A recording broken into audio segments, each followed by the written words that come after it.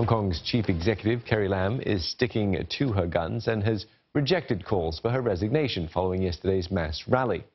While many protesters called for her to step down, she insists she has given her everything for Hong Kong since taking on the city's top job. And she also stressed the importance of her staying put to ensure stability in the city. But Mrs. Lam's popularity rating has been dramatically falling. According to the latest survey by the University of Hong Kong, she's recorded her lowest approval rating since taking office 2 years ago. In fact, her ranking is lower than her predecessors. Governor Chris Patten, Hong Kong's first chief executive, Tung Chee-hwa, Donald Tsang and Leung Chun-ying scored higher public approval ratings during the same months of service. Ms. Lam's rating has dropped by almost a third since she became chief executive. During her 2017 election campaign, she said she would resign if mainstream opinion would no longer allow her to continue the job. With her credibility falling, will Mrs. Lam last the rest of her term as chief executive?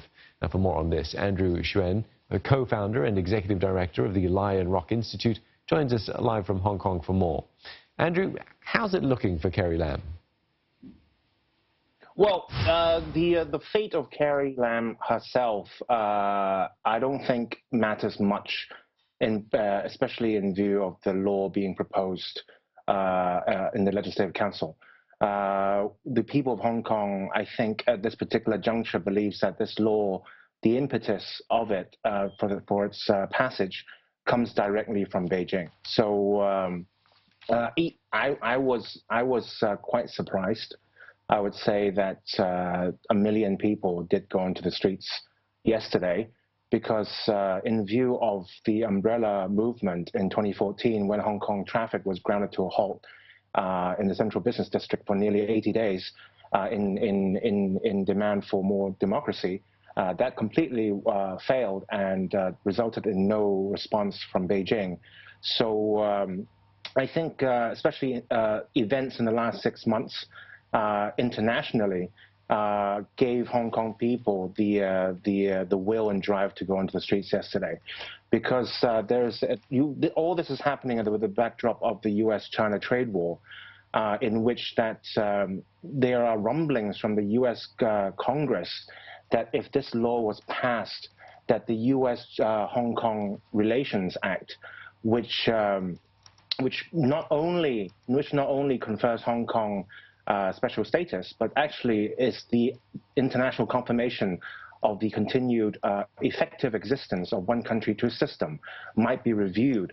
And if that is the case, then everything that the U.S. is doing to China right now could be imposed on Hong Kong, and therefore the people of Hong Kong, knowing that a particular rally might not move Beijing, is trying to at least signal to the international community that the people of Hong Kong would be the innocent victims if one country, two system is no longer viewed in existence by the international community. Okay, so they know that this is not going to happen, and you mentioned that, that they had this will and drive to take to the streets. Do you think that the Hong Kong people actually believe that Mrs. Lam is, she's not acting on her own, and that it's actually Beijing's doing behind all of this? Because, Beijing today did come out to say that they believe that there are foreign actors involved in this as well.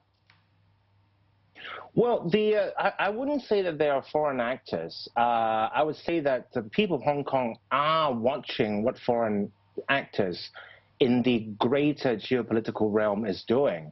And they are already rumbling within the wealthier communities in Hong Kong of potential capital flight from Hong Kong. Because, if an individual can be extradited, after the extradition process is completed and an individual from Hong Kong is moved to China, then additional charges can be levied against this individual and wealth confiscation could be next. So, and then there's also the factor in which the American government is using the sanctions and tariffs policy option, sort of like a water gun, squirting it everywhere. So there is a non-zero risk involved right now in the minds of the people of Hong Kong that economically this particular law could set off a chain reaction in which there could be a quite large devastation towards Hong Kong's economy and individuals' wealth. So yes, this particular law signals that none of us really do believe that this law, the drive of passing it, came from the local Hong Kong government. In fact, if you talk to the civil servants working in Hong Kong, the so-called mandarins, the administrative officers, privately they'll tell you that the promotion policy right now within the government is complete obedience, competence and obedience. If you can remove the brain from a capable hands, then you'll be the perfect candidate being promoted within the Hong Kong government right now. And why do they want such obedience? Because if Beijing wants a law passed, then they can get a law passed. The unfortunate side effect is that when you see, say, our chief executive, Carrie Lam, coming out for a press conference, she exhibits the same kind of helplessness as, say, Theresa May did in England or in the UK when talking about Brexit and the EU negotiations. So I do feel for Carrie Lam in this case because she is caught between a rock and a hard place. But even if she was to step down or be replaced, then an individual similar to her, which would also be driven by Beijing's agenda, be put into position. So hopefully, I don't know how it's going to unfold, but definitely there is a bigger backdrop happening to all of this.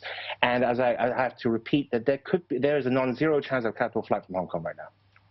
Andrew, just to get your thoughts then, if this bill, or when this bill perhaps gets passed, what do you expect to happen? Will we see more protests? You said you were surprised by the numbers that turned up yesterday. Could we see another umbrella movement?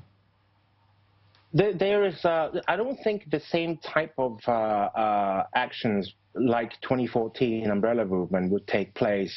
I think the next step is there is now calls for a general strike on Wednesday. We will see whether people participate in that. What's the response to that? But I think it'll be more tangible. The people of Hong Kong, apart from going onto the streets, are now actively searching for locations to move to, whether through immigration or through the procurement of long-stay visas in other jurisdictions. All this is currently happening. If you look onto the social media in Hong Kong, there is massive wide talks and discussion about how individuals can obtain rights to stay abroad.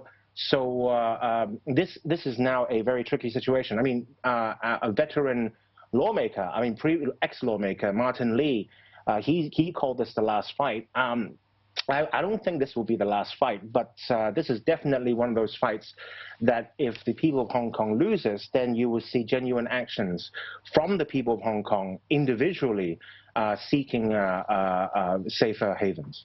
All right, well, we'll be watching it closely. Thanks very much, Andrew Shuen, Executive Director of the Lion Rock Institute.